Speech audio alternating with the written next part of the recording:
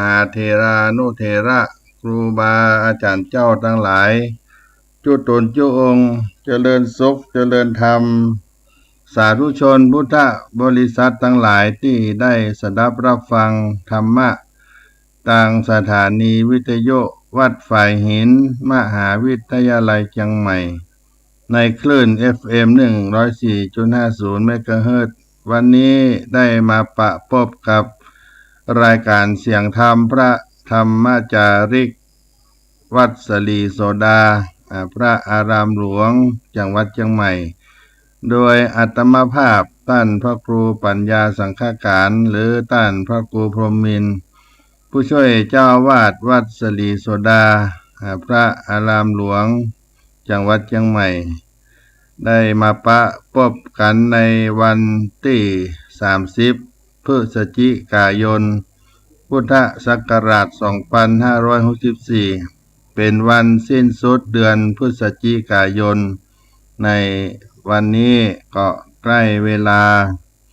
ที่จะหมดเสี้ยงปีพุทธศักราช2564มาแล้วศรัทธาญาติโยมชีวิตการล่วงเลยก็ผ่านพ้นไปแถม1 ปีก็จะมาถึงเฮาท่านทั้งหลายเพราะฉะนั้นบุญกุศลที่เราได้สั่งสมมาตลอดปีสิ่งที่ดีที่เราทำก็ได้หวนรำลึกนึกถึงในคุณงามความดีสิ่งที่เป็นสิ่งที่บ่ดีบ่เหมาะบ่สมเราก็หลีกเว้นได้หวนรำลึกถึงกิจที่เราทำในรอบปีที่ผ่านมาก็จะได้ปรับปรุงในการดำเนินชีวิตของเราให้ไปในทางที่ดีและถูกต้องตามหลักธรรมคำสอน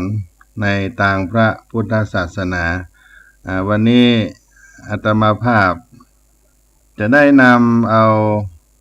ธรรมะเรื่องความกตัญญูกตเวทิตามาฝากมาปั่นพี่น้องศรัทธาญาติโยมในรายการเสียงธรรม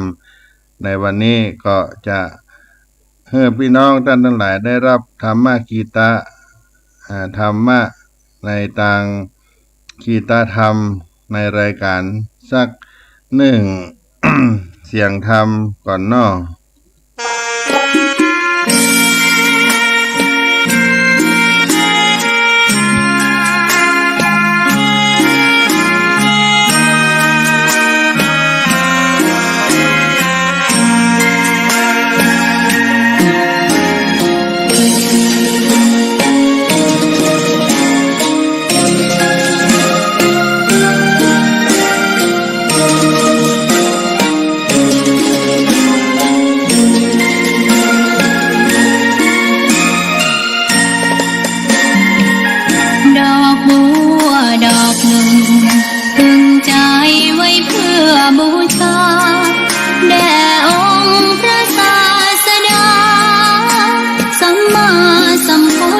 เจ้ามีความงามเงียบไม่เปรียบเทียบเขาเทียบเรา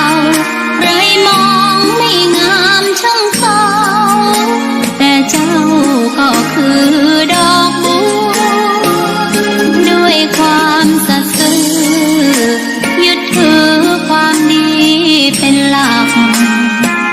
ใครรักไม่รักไม่จมปลักมองมัวเมื่อโผล่พ้นน้ำก็เห็นความงามในตัวไม่ยึดติดในตมชั่วขอเป็นดอกบัวดอกดีใครไม่มองว่าบัวงามเด่น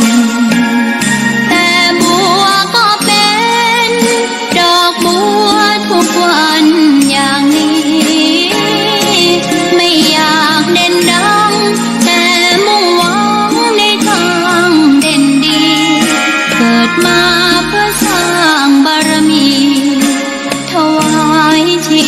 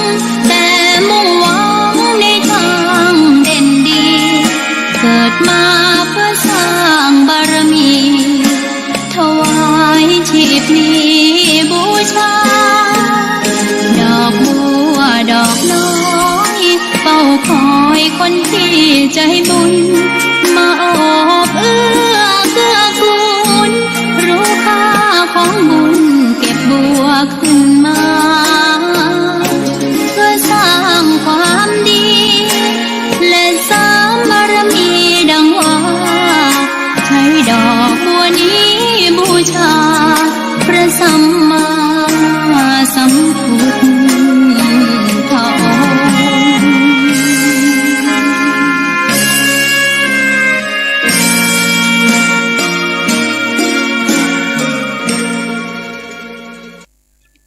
ท่านสาธุชนพุทธบริษัททั้งหลาย วันนี้ จะได้นำธรรมะกตัญญูกตเวทิตาธรรมมาฝากปันพี่น้องศรัทธาท่านผู้ฟังทั้งหลาย ในภาคบ่ายวันนี้ พูดถึงด้วยกตัญญูกตเวทิตาจะกล่าวถึงคุณธรรมอันเป็นพื้นฐานของความเป็นคนดีที่โลกและสังคมยกย่องเชิดชูและก็บูชาอันเป็นพระโอวาทโอวาทานุสารณีโอวาทานุสารณีแห่งองค์สมเด็จพระสัมมาสัมพุทธเจ้าพระบรมศาสดาเป็นเรื่องกตัญญูกตเวทิตานี้เพื่อประดับปัญญาปารมีเพิ่มพูนศรัทธาปะสาธิคุณบุญญาลาสีของท่านทั้งหลายที่ท่านทั้งหลายได้มีท่านทั้งหลายได้นึกถึงคุณูปการต่อผู้มีพระคุณทั้งหลายทั้งยังมีชีวิตและที่ได้ล่วงลับดับขันไปเมื่อมีชีวิตก็ได้ทำบุญเลี้ยงดูผู้มีพระคุณตอบแทนเมื่อท่านยังมีชีวิตแม้ได้ล่วงลับดับขันไปก็ได้เป็นทักขินานุปทานกิจทำบุญให้กับท่านไปก็เป็นสิ่งที่เราได้ทำต่อผู้มีพระคุณความกตัญญูกตเวทิตาธรรมหรือว่ากตเวทิตาธรรมความกตัญญูถามว่าอันหยังที่บุคคลควรกตัญญูระลึกหูกุลในข้อนี้บัณฑิตแต่ก่อนท่านได้ผูกเป็นคำกลอนเอาไว้ว่าถิ่นที่เคยอยู่อู่ที่เคยนอนหมอนที่เคยหนุนพระคุณที่เคยเปิ้งเป็นสิ่งอันบุคคลพึงตระหนักในใจไว้เนืองๆอันวิสัยกตัญญูกตเวทีบุคคลองค์สมเด็จพระสัมมาสัมพุทธเจ้าพระองค์ได้ตรัสไว้ว่าเมื่อเข้าไปอาศัยณร่มไม้ใจคาใดบอกกวนฮักก้านหานกิ่งหรือทำลายสิ่งนั้นๆดังที่มีบทประพันธ์ว่ากตัญญูรู้คุณท่านสำคัญนักนี้เป็นลักษณ์คนดีมีครบถ้วนตอบแทนท่านให้งดงามตามสมควรคนดีล้วนใจมั่นกตัญญูคุณธรรมข้อกตัญญูเป็นเหตุให้ยกย่องเชิดชูบ่ลบหลู่ผู้มีพระคุณในทางพระพุทธศาสนาก็รับรองคุณธรรมข้อนี้ว่าเป็นสัญลักษณ์เป็นเครื่องหมายของความเป็นคนดีเช่นจะรู้ว่ากุลบุตรกุลธิดาดีก็เพราะกตัญญูกตเวทีต่อพ่อแม่บิดามารดาจะรู้ว่าศิษย์ดีก็เพราะกตัญญูกตเวทีต่อครูอุปัชฌาย์อาจารย์จะรู้ว่าพลเมืองดีก็เพราะกตัญญูกตเวทีต่อประเทศชาติจะรู้ว่าพระสงฆ์นิกรดีก็เพราะจงรักภักดีต่อพระบรมราชจักรีวงศ์สรุปว่ากตัญญูหมายถึงนึกรู้นึกได้ใน4ประการคือ1นึกถึงความฮัก ความเมตตาที่ท่านมีให้สองนึกถึงความดีที่ท่านได้กระทำสามนึกถึงคุณธรรมที่ท่านได้บำเพ็ญสี่นึกถึงความร่มเย็นที่ท่านได้ประทานให้แก่เฮาส่วนกตัญญูส่วนกตเวทิตากตเวทีนั้นแปลว่าการตอบแทนการตอบแทนความดีประกาศความดีที่ท่านมีให้ปรากฏอาทิเช่นกุลบุตรกุลธิดาจะปฏิการะตอบแทนคุณพ่อคุณแม่บิดามารดาพระคุณบิดามารดาด้วยความปรารถนาของท่านให้สมหวังดังตั้งใจอันวิสัยของปุพพากาลีย่อมมีจิตหวังตั้งไว้ในท่านผู้เป็นสายโลหิตดุจเดียวกันว่ามีลูกเหมือนปลูกโพเมื่อใหญ่โตจะได้เปิ้งปลายามแก่เฒ่าหมายเจ้าเฝ้ารับใช้ยามป่วยไข้หมายเจ้าเฝ้ารักษาคันถึงคราวล่วงลับดับชีวาหวังลูกช่วยปีตาเมื่อสิ้นใจกุลบุตรกุลธิดาผู้ใดปฏิบัติได้เช่นนี้ท่านกล่าวว่าเป็นลูกแก้วลูกขวัญลูกกตัญญูอันลูกแก้วลูกขวัญลูกกตัญญูย่อมปฏิบัติเชิดชูบุพภากาลีในฐานะสี่ประการก็คือหนึ่งเป็นไม้เต้ายามพ่อแม่แก่เฒ่าชราสองเป็นดวงตายามพ่อแม่แลบหันสามเป็นพยาบาลคอยหมอบเฝ้าทุกเช้าเย็นสี่แล้วก็เป็นแก้วเนรมิตสมจิตป๋องถามว่าเนรมิตอย่างใดตอบว่าเนรมิตข้าวน้ำให้ได้ดื่มกินให้ได้ดื่มกลืนเนรมิตข้าวน้ำให้ได้ดื่มกลืนเนรมิตเสื้อผ้าให้สวมใส่เนรมิตที่อยู่อาศัยให้พักผ่อนในบ้านป่าชีวิตสุดท้ายเมื่อสิ้นชีวิตก็เนรมิตบุญกุศลอุทิศให้ที่ว่าบูชาหรือยกย่องให้เกียรติในทางพระพุทธศาสนาเรียกสิ่งอันบุคคลที่เปิงยกย่องให้เกียรติว่าปูชนียะท่านจัดเป็นหลักใหญ่ๆไว้สามประการปูชนียะมีอยู่สามประการในหลักใหญ่หนึ่งปูชนียวัตถุปูชนียสถานปูชนียบุคคล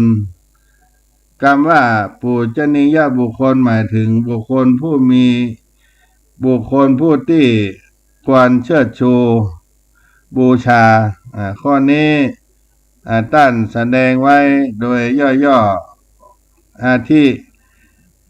พ่อแม่บิดามารดาคือปูชนียบุคคลของลูกของเต้าครูอุปัชฌาย์อาจารย์คือปูชนียบุคคลของศิษย์ผู้ใหญ่คือปูชนียบุคคลของผู้น้อยผู้บังคับบัญชาคือปูชนียบุคคลของผู้ใต้บังคับบัญชาพระสงฆ์คือปูชนียบุคคลของพ่อออกไม่ออกศรัทธาอุปาสกอุปาสิกาสมเด็จพระบรมศาสดาพระสัมมาสัมพุทธเจ้าคือบุคคลที่เคารพบูชาพระสัมมาสัมพุทธเจ้าคือปูชนียบุคคลของพุทธบริษัทพระราชามหากษัตริย์คือปูชนียบุคคลของพระสงฆ์นิกรทุกท่วนหน้าเหตุนี้พระผู้มีพระภาคเจ้าจึงตรัสรับรองว่าปูจาจะปูชนียานังเอตัมมังกะละมุตตมังแปลความว่า การปูจาบุคคลที่ควรปูจาเป็นอุดมมงคลและคำว่าอาลัยอาลัยต้านได้ไว้เป็นสองนัยยะ นัยยะที่หนึ่งแปลว่าอยู่หมายถึงเกียรติคุณที่เคยปั้มเปงบำเพ็ญเป็นอเนกประการคงยังจะเลือกอยู่ในใจของบรรดาบุคคลทั้งหลายอย่างบ่มีวันจืดจางลืมลางหายไปแม้วายชนไปแล้วแต่เกียรติคุณก็ยังคงปรากฏเกียรติยศก็ยังคงลือจาเพราะความดีที่ได้ทำมาได้บำเพ็ญมาออกบัญชาให้เป็นไปอีกในยะหนึ่งคำว่าอะไรจะกู้กับคำว่าอาวรณ์อะไรอาวรณ์ได้แก่ความเสียดายที่ล่มโพของเฮาเสียดายที่ร่มโพทองของเราไปต่างก็ระลึกว่าระลึกรำพันว่าแสนเสียดายคนดีอย่างนี้แต่สุดจะแก้ให้ฟื้นคืนสังขารมัจจุราชโหดร้ายบ่ฮู้การมาด่วนพรากท่านจากพวกเราเศร้าอาลัยอันหนึ่งในการทำบุญในการทำกุศลสำหรับผู้ที่ได้ล่วงลับดับขันไป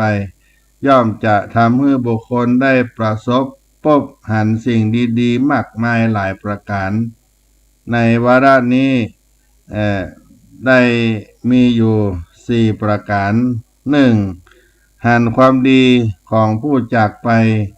หันน้ำใจของผู้ที่มาหันความการุณาของผู้บำเพ็ญหันชีวิตว่าเป็นอนิจจังทรงเป็นนักบุญชั้นแนวหน้าทรงเป็นนักศรัทธาชั้นเยี่ยมทรงเปี่ยมด้วยคุณธรรมอันยิ่งด้วย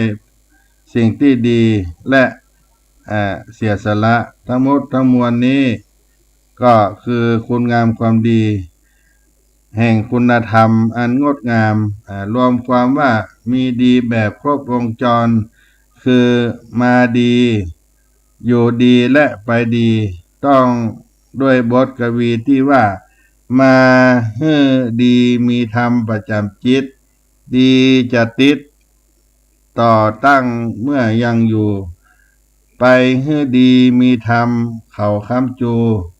ดีจะอยู่แตนซากที่จากไปมาดีขยายความว่ามาดีก็เพราะมีบุญด้วยอำนาจปุเพกตปุญญาตาอุบัติในคัตติยสกุลอยู่ดีอย่างมีคุณด้วยอำนาจอัตถจริยาและอัตตสัมมาปณิธิไปดีเพราะมีทุนทางต้นทุนและสมทบทุนด้วยอำนาจแห่งทานศีลและภาวนาหันน้ำใจของผู้มาร่วมบุญร่วมงานทุกค่ำคืนหันกรุณาจัดพิธีบำเพ็ญบุญอย่างดียิ่งประกาศคุณธรรมคือความกตัญญูอันยิ่งใหญ่ให้คนทั้งหลายได้ประจักษ์หันชีวิตเป็นอนิจจังหันว่าชีวิตถูกลิขิตด้วย5 อนั่นก็คือ1อนิจจังบ่เที่ยงอนิจจาวัฏสังขาราอาทุวังบ่ยั่งยืนต้องจากกันในวัยทั้ง3บ่จากกันในยามเป็นอาวัสสังบ่เป็นอื่นบันไดชีวิต3ขั้นอุบัติขึ้นในเบื้องต้นอานิมิตังบ่มีเครื่องหมายกำหนดบ่ได้อนัตตาเป็นไปตามอำนาจล้นฟ้ามีเงินมีทองจะหนีอื่นหมื่นแสนแก่ด้วย3 ก็คือ1อภินหะนึกถึงความตายสบายนัก อัปปมาตะเตรียมพร้อมซ้อมใจบ่ตกใจบ่ตรอมใจ3อัจเชวะเร่งขวนขวายทำความดีอันเป็นอนุสาวรีย์แห่งชีวิตอานุภาพความดีช่วยให้อยู่มีคนรักช่วยให้มองข้างหน้ามีหวังช่วยให้บันเทิงเริงใจในโลกนี้และโลกหน้า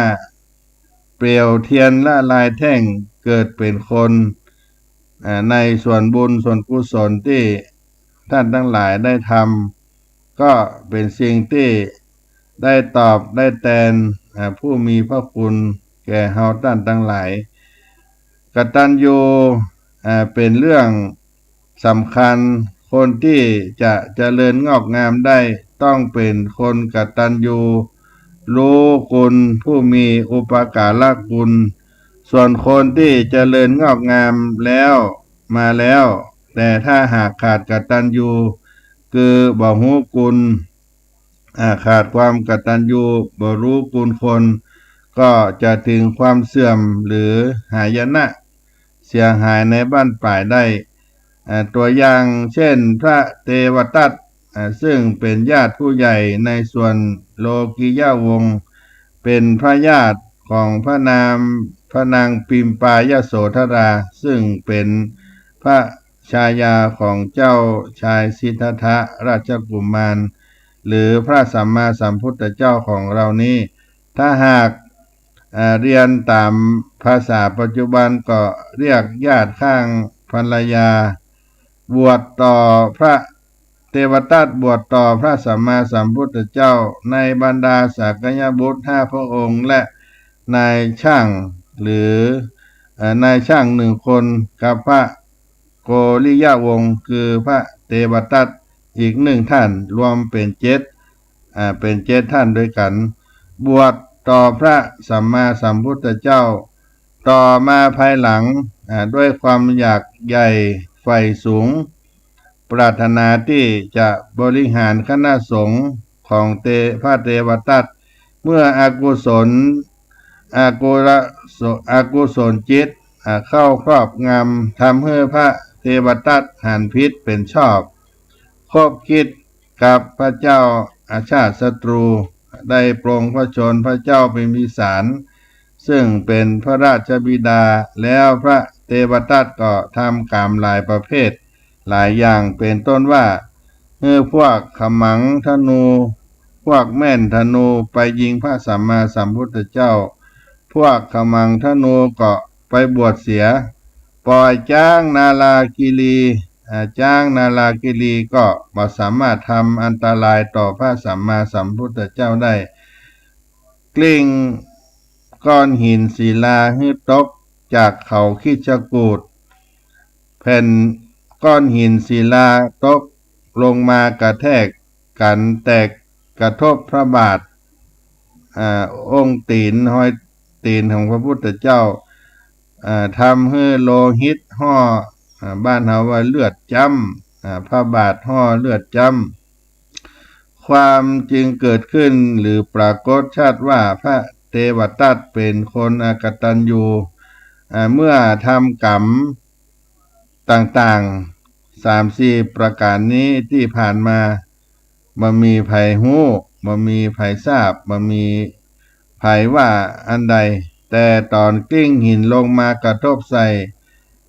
ฝ่าพระบาทพระสัมมาสัมพุทธเจ้านั้นมีผู้ฮู้ทราบมีผู้ฮู้เห็นก็ตำหนิที่เตียนพระเทวทัตว่าพระเทวทัตนั้นเป็นผู้อกตัญญูบ่รู้คุณของพระสัมมาสัมพุทธเจ้าสมเด็จพระสัมมาสัมพุทธเจ้าทรงทราบการสนทนาของภิกษุทั้งหลายถึงประวัติของพระเทวทัตพระองค์ก็ได้ทราบถึงประวัติของพระเทวทัตได้ หรือความอกตัญญูของพระเทวทัตก็ได้ตรัสว่าพระเทวทัตเป็นคนอกตัญญูเป็นคนพระเทวทัตเป็นคนอกตัญญูบาเฉพาะชาตินี้ต้องอั้น เป็นมาแล้วหลายชาติเป็นมาแล้วหลายชาติที่ได้เกิดมาเป็นมาแล้วหลายชาติผลของอกตัญญูจองเวรจองกรรมจองล้างจองผลาญกับพระตถาคตจนกระทั่งปัจฉิมชาติคือชาติสุดท้ายแล้ว พระองค์ก็ตรัสว่าบุคคลที่ยกทรัพย์สมบัติทั้งแผ่นดินให้กับคนอื่นที่อกตัญญูบ่รู้กุลคอยพิจารณาโทษหรือคอยพิจารณาความเสียหายให้เนืองนิดก็บ่สามารถทำให้บุคคลนั้นยินดีได้นี่เป็นเรื่องของคนอกตัญญูไผ่ทำอันหยังพอใจไผ่ทำอันหยังถูกใจทำอันหยังฮือฮักฮือสมใจบ่สำเร็จทั้งนั้นเพราะพื้นฐานของคนนั้นเป็นคนอกตัญญูคนพื้นฐานที่อกตัญญูนั้นแทบจะกล่าวได้ว่าบ่มีดีในตัวให้ญาติโยมท่านสาธุชนได้จำและก็มีโอกาสได้สอนลูกสอนหลานธรรมดานั้นลูกหลานก็ควรฮู้กุลพ่อแม่บิดามารดาปู่ย่าตายายแต่เพราะเขาบ่ได้ศึกษาเพราะเขาบ่ได้ไปสดับรับฟังธรรมะบ่ได้รับการแนะนำเขาบ่ฮู้ว่าพ่อแม่พ่ออุ้ยแม่หม่อนปู่ย่าตายายมีบุญคุณกับตัวเก่ามีบุญคุณกับตนอย่างไรก็ล่วงละเมิดหน้าที่ของลูกหลานหรือบ่ทำตามหน้าที่ของลูกหลานบ่ฮู้กุลพ่อแม่พ่ออุ้ยแม่อุ้ยพ่อหม่อนแม่หม่อนปู่ย่าตายายก็กลายเป็นคนอกตัญญูคนที่เป็นคนอกตัญญูนั้นบ่มีความเจริญงอกงามมีแต่ความหายนะคือความเสื่อมอย่างเดียวมีเรื่องเล่าไว้หลายแห่งหลายที่เพราะฉะนั้นญาติโยม ท่านสาธุชนกำหนดเพียงว่าคนอกตัญญูนั้นหากคนอกตัญญูนั้นหาความเจริญงอกงามมาได้เป็นประการต้นในทำนองตรงกันข้ามคนกตัญญูที่ฮู้กุลคนกตัญญูรู้กุลคนจะอยู่ที่ใดก็ตามจะเป็นอย่างใดก็ตามก็ตกน้ำบ่ไหลตกไฟบ่ไหม้มีความเจริญฝ่ายเดียวจำไว้แต่เพียงนี้เป็นเบื้องต้นว่าจะต้องได้ดีแล้วก็ได้ขยายความว่าอากตัญญูนั้นคืออย่างไรอากตัญญูแปลว่าบ่รู้อุปการะที่บุคคลอื่นกระทำแล้วเป็นต้นว่าพ่อแม่เป็นผู้มีอุปการะต่อลูกตั้งแต่ให้ชีวิตให้เรือนกายให้เลือดให้เนื้อให้การศึกษาเล่าเรียนให้การอุปการะเลี้ยงดูทุกสิ่งทุกอย่างตลอดมาแต่ลูกบ่คิดว่าตนเกิดมาจากคุณพ่อคุณแม่ถึงตนจะมีสติปัญญามีวิชาความรู้มีความเฉลียวฉลาดมีหน้าที่การงานเพราะพ่อแม่คุณพ่อคุณแม่อย่างใดคิดว่าดีเองวิเศษเองบ่ฮู้คุณพ่อคุณแม่ด้วยความบ่รู้มีความอกตัญญูว่าตัวเองนั้นดีเองวิเศษ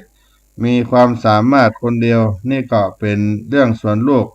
ส่วนหลานก็เหมือนกันบ่ได้คิดถึงพ่ออุ้ยแม่หม่อนปู่ย่าตายายว่าเฮาเป็นตัวตนก็อาศัยพ่อแม่ชีวิตร่างกายคุณพ่อคุณแม่ก็ได้ชีวิตร่างกายมาจากพ่ออุ้ยแม่อุ้ยพ่อหม่อนแม่หม่อนปู่ย่าตายายเพราะฉะนั้นท่านเหล่านั้นเป็นผู้มีพระคุณแก่เฮาหรือว่าเฮาจะเจริญเติบโตขึ้นมาก็อาศัยการอุปการะเลี้ยงดูจากคุณปู่คุณย่าพ่ออุ้ยแม่หม่อนปู่ย่าตายายท่านได้เลี้ยงอุปการะดูมาเพื่อกับเฮาท่านได้อุปการะเลี้ยงดูมาก บ้างน้อยบ้างตามฐานะตามหน้าที่ก็บ่ได้คิดอย่างนี้คิดว่าเฮาดีเองประเสริฐเองเฮานั้นได้เก่งเองก็เลยกลายเป็นคนบ่ฮู้คุณต้านผู้ที่มีพระคุณฉะนั้นญาติโยมทั้งหลายก็จำเพียงไว้ว่าเป็นเครื่องเตือนลูกเตือนหลานแต่บ่ใช่เฉพาะเต้านี้เต้านั้นคนที่มีอุปการะแก่เราในลักต้านว่าแม้ได้สักกลุ่มหนึ่งเข็มสักเล่มหนึ่งสำหรับเย็บผ้าเอาไว้ปะไว้ชุนเพื่อบ่มันขาดมากกว่านี้ผู้ที่ก็นับว่าเป็นผู้มีพระคุณหรือพวกที่ได้ข้าวได้น้ำก็นับว่าเป็นผู้มีพระคุณจะต้องคิดถึงต้านเหล่านั้นเพราะฉะนั้นผู้มีพระคุณจะนักก็ตามจะน้อยก็ตามจะต้องเทิดทูนไว้ว่าเป็นผู้มีพระคุณแก่เฮ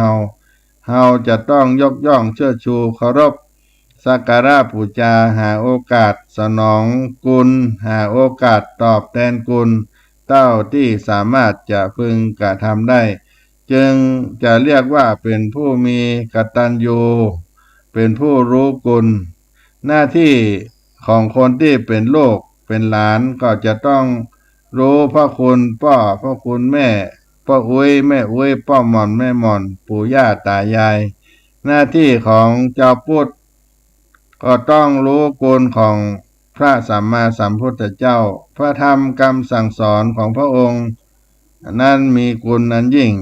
และพระสงฆ์ผู้ปฏิบัติตามพระธรรมวินัยนำคำสั่งคำสอนสืบต่อกันมาก็เป็นหน้าที่ของพุทธบริษัทเป็นหน้าที่ของพระภิกษุในพระพุทธศาสนาจะต้องระลึกถึงกุลพระพุทธคุณพระธรรมคุณพระสังฆคุณหน้าที่ของพระสงฆ์นิกรก็จะต้องรู้พระคุณของพระราชามหากษัตริย์หรือพระเจ้าแผ่นดินเพราะตนจะอยู่ร่มเย็นเป็นสุขได้ก็ต้องอาศัยพระเจ้าแผ่นดินเป็นผู้ประทานมอบหมายหน้าที่ส่วนราชการจะเป็นคณะรัฐมนตรีตลอดจนกระทั่งกระทรวงทบวงกรมต่างๆหัวหน้ากองทั้งหลายได้รับผิดชอบในการปกครองแผ่นดินถ้าบ่เช่นนั้นประชาชนทั้งหลายก็จะหันแก่ประโยชน์ของตนเกิดการยื้อแย่งก่อความเดือดร้อนวุ่นวายนั่นเกิดขึ้นความสงบเรียบร้อยก็จะเกิดขึ้นความสงบเรียบร้อยจะเกิดขึ้นได้ก็ต้องอาศัยพระราชามหากษัตริย์พระเจ้าแผ่นดินปกครองโดยธรรมและก็มีคณะรัฐบาลข้าราชการบริหารแผ่นดินโดยธรรมเพราะฉะนั้นพระเจ้าแผ่นดินก็จึงเป็นผู้มีพระคุณแก่พระสงฆ์นิกรพระสงฆ์นิกรก็จึงต้องรู้กุลของพระราชามหากษัตริย์ผู้ปกครองแผ่นดินผู้รู้พระคุณทุกๆประเภทได้ชื่อว่าอยู่ในฐานะกตัญญูเพราะบุคคลทั้งหลายเหล่านั้นเป็นปุพกาลีก็คือเป็นผู้กระทำอุปการีก่อนด้วยเหตุนี้องค์สมเด็จพระสัมมาสัมพุทธเจ้าก็จึงทรงยกย่องบุคคลผู้รู้หรือผู้กระทำตอบแทนพระคุณว่ามีแต่ทางเจริญฝ่ายเดียวบ่มีตั้งเสื่อมในทำนองตรงกันข้ามบุคคลผู้บ่รู้พระคุณบ่ฮู้กุลคนมีแต่ความเสื่อมฝ่ายเดียวก็บ่เจริญงอกงามก็ขอให้ญาติโยมได้จดจำหมายไว้ในเรื่องนี้คนที่บ่รู้กุลคนหาความเจริญมาได้ดังมีตัวอย่างในอดีตเรื่องมิตรวินทุกะมิตรวินทุกะแปลว่าคนคบเพื่อนหรือประสบเพื่อนเหตุที่ประสบเพื่อนก็เพราะตนบ่เคารพในคุณแม่ตามเรื่องที่เล่าว่ามิตรวินทุกะอยู่2 คนกับแม่พ่อเขาเสียตั้งแต่เขาเป็นเด็กน้อยแม่เลี้ยงดูเจริญเติบโตขึ้นจนกระทั่งเป็นหนุ่มมิตรวินทุกะก็ไปเจอพ่อกาสะเปา คนหนึ่งพ่อกาสะเปาก็จวนว่าไปค้าขายตังสะเปาแล้วจะเกิดความร่ำรวยมิตาวินทุกะก็หันดีตัวก็หันดีตัวตามที่เขาแนะนำก็ไปบอกกับแม่ไปบอกกับแม่ว่าจะไปค้าสำเปาแม่ก็บอกว่าแม่อยู่กับลูก2 คนตอนนี้เองได้เจ้าเป็นดวงตาดวงใจบ่ต้องไปเน้ออย่าไปเลยอยู่กับแม่นี่เตอะขอให้เป็นกำลังใจของแม่แม่ก็เตือนอ้อนวอนขออยู่อย่างนั้นแต่มิตามินทุกะฮักเพื่อนมากกว่านึกมากกว่าได้นึกถึงกรรมที่เพื่อนจวนมิตามินทุกะฮักเพื่อนมาก ก็ได้นึกถึงกรรมจวนของเพื่อนแต่บ่ได้นึกถึงกรรมขอร้องของแม่ของตนในขณะแม่กำลังอ้อนวอนอยู่นั่นเขาก็กระโดดข้ามหัวแม่ลงบันไดไปหาเพื่อนบอกกับเพื่อนว่าพร้อมที่จะไปแล้วเพื่อนก็รับขึ้นสะเปาเหือนั้นแล้วก็เล่นออกไปในแม่น้ำพอเล่นไปได้7 วันสะเปาไปอยู่กลางทะเลเลิกเรือสำเปาบักกินลมก็หยุดนิ่งบอกว่าลมจะมาซ้ายมาขวาสะเปาก็บ่แล่นไปมันเกิดอัปปีจันไรขึ้นในขณะนั้นนายสะเปาก็รู้ว่าเป็นอย่างนี้เรียกว่ากาลกินีคือคนชั่วคนเลวคนต่ำทรามเกิดขึ้นในเหือเสียแล้วก็จำเป็นต้องแจกสลากกันว่าใครเป็นกาลกินีสลากนี้ทำเป็นซี่ก็ถูกมิตะวินทุกะถึง3 ครั้งจับแล้วจับอีกก็ถูก3 ครั้งก็เป็นอันรู้ว่ามิตาวินทุกะเป็นกาลกินีจำเป็นต้องลอยแพคนเป็นกาลกินีต้องถูกลอยแพให้พ้นจะไปอย่างใดเรื่องของเขาบ่อย่างนั้นสะเปาก็ไปบ่ได้นายเหือก็ต่อแปรขึ้นพอให้คนนั่งไปได้หรือนอนไปได้ก็จับมิตาวินทุกะใส่แปรแล้วก็ เลือกลอยออกไปเลื่อนลอยออกไปพอมิตาวินทุกะพ้นสำเภาออกไปลมก็กินเหือใบสะเปาก็เล่นไปได้ในที่สุดมิตาวินทุกะก็ร้องให้ข้ามควรเพราะรู้ว่าอาจถึงตายแน่เฮาคงตายแน่อยู่กลางทะเลบ่มีที่จะไปแล้วผลสุดท้าย จะต้องอับปางก็คือแปรจะต้องแตกหรือจะต้องอดอาหารถึงแก่ความตายในที่สุดผลที่สุดในขณะนั้นเขาอยู่บนแปรร้องล่ำให้อยู่นั้นลมก็พัดไปติดเกาะแห่งหนึ่งซึ่งเกาะนี้ก็เป็นที่อยู่ของเวมานิกาเปรตเป็นที่อยู่ของพวกเปรตที่กลางวันเป็นสุขกลางคืนเป็นทุกข์มีบาปกรรมที่ทำไว้ในชาติก่อนพบก่อนนี่คือตำนานหันกงจักเป็นดอกบัวญาติโยมก็ได้ดูตัวอย่างมิตะวินทุกะไปหันพวกเปรตมีดอกบัวอยู่บนเศียรพอหันแล้วสวยงามบานสะพรั่งน่าดูเหลือเกินลืมตกที่ตนถูกลอยแพมาเจอคนสวยงามมีดอกบัวอยู่บนศีรษะเขาก็ร้องขอดอกบัวบนศีรษะของขอให้ได้ก็เปรตที่มีดอกบัวอยู่บนศีรษะก็หรือกงจักอยู่บนเศียรนั้นเขาความจริงกงจักนั้นปัดอยู่ตลอดเวลาทำให้ศีรษะมีเลือดออกเจ็บปวดรวดร้าวตลอดเวลาแต่มิตาวินทุกะมีเวรมีกรรมที่ทำกับแม่ได้ไปเจอคนประเภทนั้นเขาก็